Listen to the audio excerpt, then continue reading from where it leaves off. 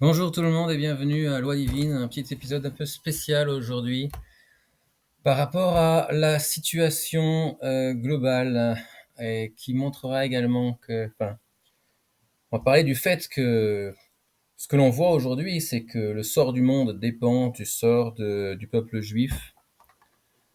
Tout d'abord, commencer par parler de qu'est-ce qui, au niveau de ce bas monde, a déclenché les hostilités du Hamas. Et voici la raison. Le prince saoudien Mohammed bin Salman, prince régnant, a déclaré qu'il allait rapprocher, normaliser les relations avec Israël via l'établissement d'une route de commerce entre l'Europe et l'Arabie saoudite passant par Israël. Et également, et encore plus bouleversant pour le monde arabe, c'est le fait que Mohammed bin Salman, c'est-à-dire les Saoudiens, mais en fait c'est lui, euh, veut en fait désacraliser le mont du Temple, c'est-à-dire Jérusalem, pour les musulmans et dire en fait que la seule ville sainte pour les musulmans, c'est la Mecque, donc en Arabie Saoudite. Et évidemment, tout ça risquerait de refroidir les tensions entre Israël et le monde arabe, et de normaliser les relations entre Israël et le monde arabe entier euh, avec le temps. Et évidemment, ça déplaît à l'Iran. Et pour éviter que cela se produise, donc l'Iran a déclenché donc cette attaque, je pense prématurément, puisque je pense qu'il y avait encore des préparations en cours pour faire une attaque encore plus destructive en fait d'Israël, du type Blitzkrieg, guerre éclair, et que en fait, pris par le mouvement du prince saoudien, et ils se sont dit qu'ils n'avaient plus le choix que de déclencher l'attaque maintenant pour réenflammer donc les, les tensions, les aspirations de djihad du monde arabe et la haine envers Israël avant que le feu ne s'éteigne. Et donc c'est pourquoi cette guerre a été déclarée maintenant. Évidemment, des grandes questions qui se posent. Comment se fait-il que cette muraille électrique de détection n'est pas n'est pas alertée? Le commandement que quelque chose de grave se produisait ici. Dans l'armée, on dit une fois hasard, deux fois coïncidence, trois fois sabotage. Et là, c'est pas à un endroit qu'ils sont passés, mais à une dizaine d'endroits qu'ils ont détruit la barrière et qu'ils sont passés pour aller envahir Israël. Et ça a pris au moins une journée au commandement pour se rendre compte qu'il y avait quelque chose qui n'allait pas ici et pour réagir. Donc la question se pose. Netanyahou a créé un gouvernement d'union nationale d'urgence et Meir Lapid a refusé de joindre le gouvernement d'urgence. Alors on n'entendait pas moins d'une personne donc qui avait été affirmée d'après ce missionnaire, ce chef des missionnaires en Israël, comme croyant en Jésus. Donc, plus tard, il est revenu sur ses paroles et il a fait des excuses publiques en demandant surtout à la fin de ses excuses que les gens n'utilisent pas ce qu'il a dit en le passé pour endommager la carrière politique de Meir Lapid. Et donc on voit qu'en fait ces excuses étaient dans ce but unique de ne pas endommager la carrière politique de Meir Lapid.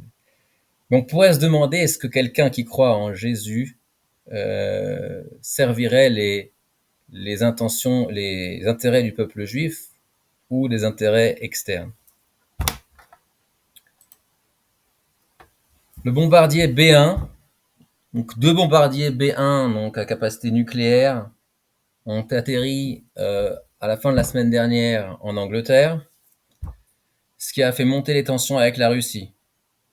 Parce que, bon, jusqu'à présent, la Russie a toléré beaucoup de choses. L'Allemagne a envoyé également des Panzer II. les bombes cluster, donc les bombes à fragmentation américaines. Et maintenant, l'Ukraine demande également des avions à 10 Warthog qu'on va voir tout à l'heure. Donc le taux de tolérance de la Russie arrive à le pot se remplit, quoi. Ça devient limite. Donc voici les B1 en vol. Le A6 Mercury. Donc les A6 Mercury, à la fin de la semaine dernière, il y avait un A6 Mercury au départ qui était détecté en vol au large de la côte est américaine. Puis à la fin de la semaine, c'est-à-dire vendredi, il y en avait deux volant au-dessus du territoire américain, et pendant le Shabbat, il y en avait trois. Donc puisqu'il y en a un de plus au-dessus de la Californie. Donc ce sont des centres de commandement nucléaire de l'apocalypse, donc capable de déclencher toutes les têtes nucléaires au sol, sol, à distance. Et il y en a un qui est en permanence, donc suivi par devant par un tanker forteresse qui le recharge en permanence. Donc les États-Unis sont en alerte nucléaire assez élevée. Les États-Unis ont également envoyé un escadron de A-10 Warthog, donc aux Émirats arabes unis. Donc les Émirats arabes unis qui sont juste en face de l'Iran pour pouvoir attaquer l'Iran en cas de besoin. Donc les États-Unis s'attendent à une ingérence de l'Iran directe dans les prochains jours ou les prochaines semaines ou dans les jours qui suivront. Et donc ce A-10 Warthog spécialisé dans la destruction de blindés et de bunkers, grâce à ses capacités en missiles et à sa fameuse Gatling qui tire 65 cartouches par seconde d'une largeur de 3 cm perforante. Donc anti-tank et anti-bunker. Les États-Unis nous ont déjà envoyé le groupe d'attaque USS Ford, donc en Méditerranée, et nous a fourni également des cartes stratégiques, des photos stratégiques grâce à leur avion d'espionnage qui a volé au-dessus de la Méditerranée près de la bande de Gaza ces derniers jours. Et maintenant, ils avaient prévu d'envoyer donc le groupe d'attaque du USS Eisenhower, qui a été retardé d'un jour et qui est parti donc Shabbat matin. Voici le groupe d'attaque USS Eisenhower, qui doit rejoindre donc le USS Ford en Méditerranée en soutien à Israël. Les Anglais, la marine anglaise, envoie deux vaisseaux de la marine avec également des avions d'espionnage pour aider Israël. Les Américains ont envoyé donc un escadron de F-15E Eagles en Jordanie. Les F-15E sont les premiers avions qui ont été modifiés pour pouvoir tenir donc les nouvelles bombes nucléaires, donc B-61, donc qui sont pas si grosses que ça, et donc qui peuvent être portées par les F-15 Eagle E. Donc la Jordanie qui joue un double jeu, puisqu'elle sert d'aéroport pour des avions à capacité nucléaire américains, donc au centre de tout ce conflit, puisqu'on le voit, la Jordanie sont à portée du Liban, de la Syrie, de l'Irak et peut-être même de l'Iran. Savoir également que Israël a modifié ses F-35, puisque les F-35 pour aller en Iran, c'est quand même une sacrée escapade. et en fait, ils peuvent pas y aller sans être rechargés en vol et en revenir. Et tout l'intérêt des F-35, c'est leur capacité furtive. Et donc, s'ils sont rechargés en vol, ils perdent leur furtivité. Et donc, tout l'intérêt, c'est qu'ils puissent y aller et revenir tout seuls. Donc, Israël a modifié ses F-35 sans modifier la carlingue, pour tripler leur capacité en fuel afin qu'ils puissent aller bombarder l'Iran et en revenir. Néanmoins, ça reste quand même une opération risquée. Où est-ce qu'on en était?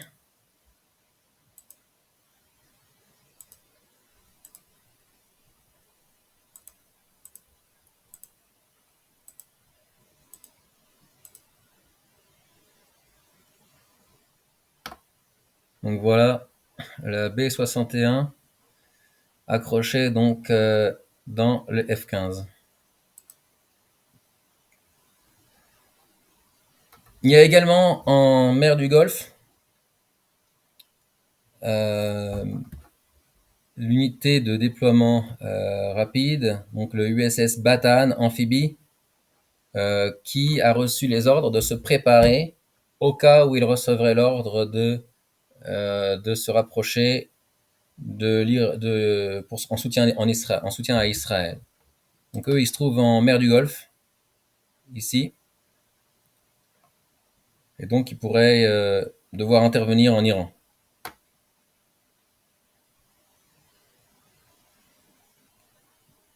Donc c'est des groupes d'intervention avec des forces spéciales d'intervention au sol.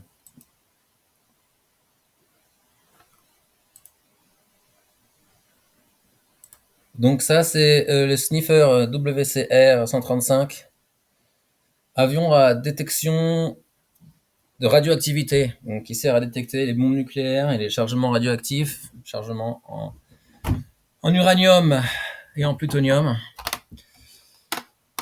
Donc qui vole au-dessus, qui a été détecté en train de voler au-dessus de la mer du Golfe et qui a été perdu après qu'il a sorti de la mer du Golfe par là. Que cherche-t-il? Des sous-marins à capacité nucléaire iraniens, de l'importation d'uranium vers l'Iran? La question reste en suspens. Du côté russe, pareil, leur avion de l'Apocalypse de commandement est en vol. Donc cet avion-là n'a pas besoin, comme les Américains, d'être rechargé en vol. Il est totalement autonome et peut voler indéfiniment. Ces réacteurs sont comme des super éoliennes qui lui fournissent l'énergie.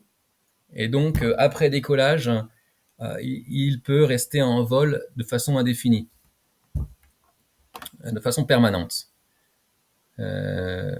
Donc, il est en vol et cet avion-là donc peut déclencher donc toutes les capacités militaires russes.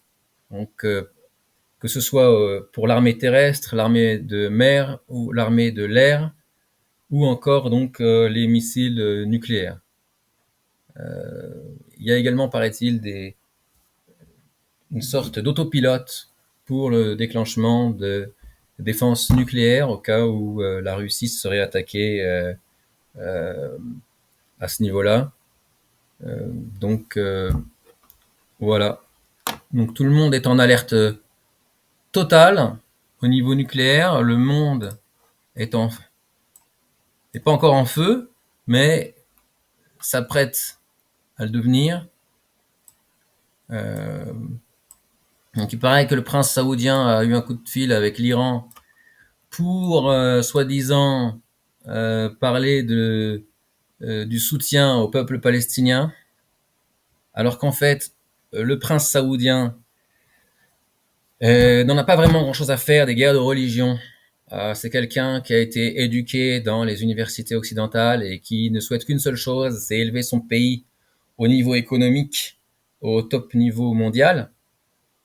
Et donc c'est pour ça qu'il voulait normaliser les relations avec Israël et ouvrir des routes de commerce. Je pense plutôt que les Américains lui ont dit de lui passer un coup de fil à l'ayatollah pour peut-être qu'il pourrait laisser filtrer quelques informations intéressantes. Donc je pense que c'est mon avis. Je pense pas que le roi saoudien se soucie du peuple palestinien. Que nous dit la Torah? Sanhedrin Tzadik Chet Amoud Bet. Donc, page 98, folio B. Amar Rav, Ein ben David ba titpashet hamalchut al Israël tisha chodashim.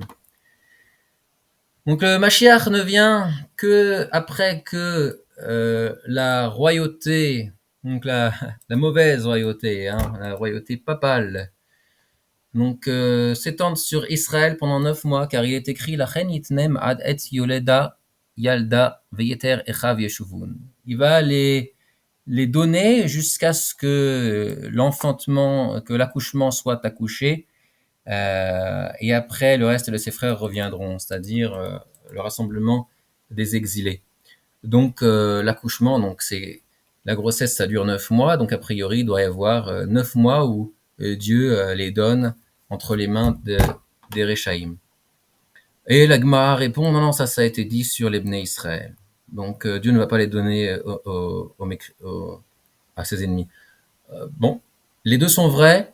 On a une tradition du Harizal que pour ce qui est des livrets Agada dans le Talmud, tout est vrai. Et donc, il y a deux possibilités. Par la suite, dans cette page, on parle également si Mashiach vient des morts ou s'il vient des vivants.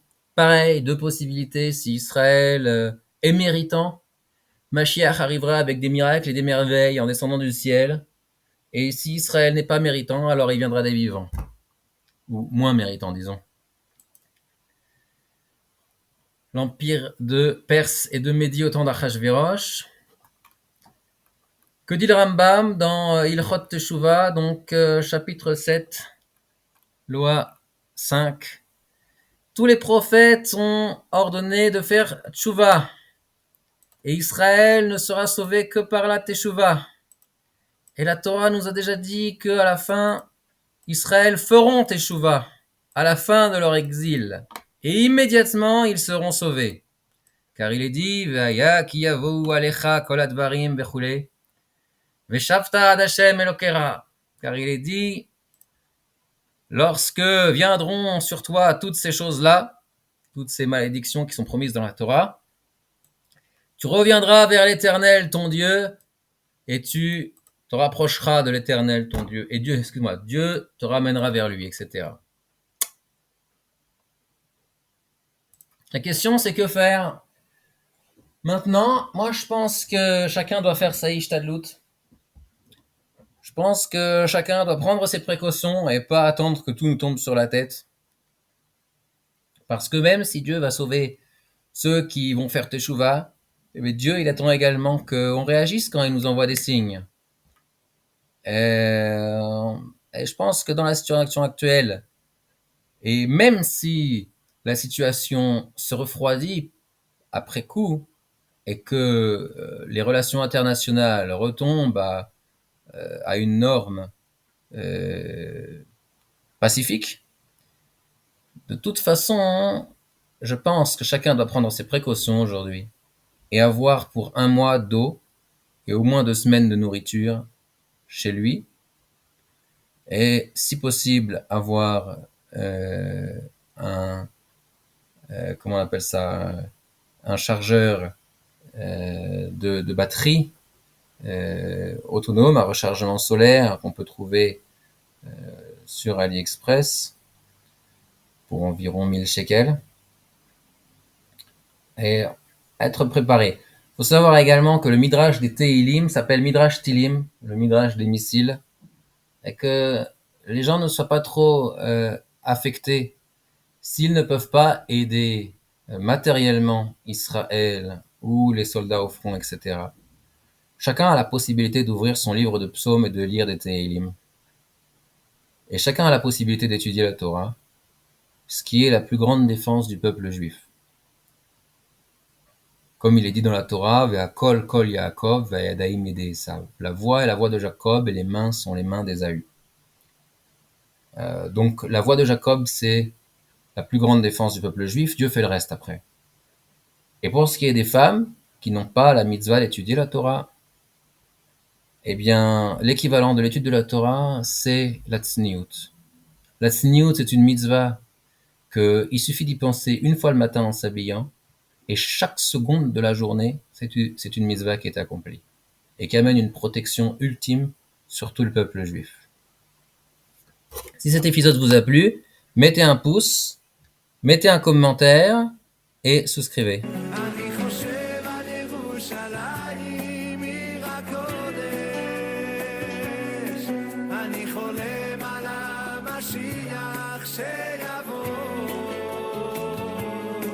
אני חושב על ירושלים עיר הקודש, אני חולם על המשיח שיבוא.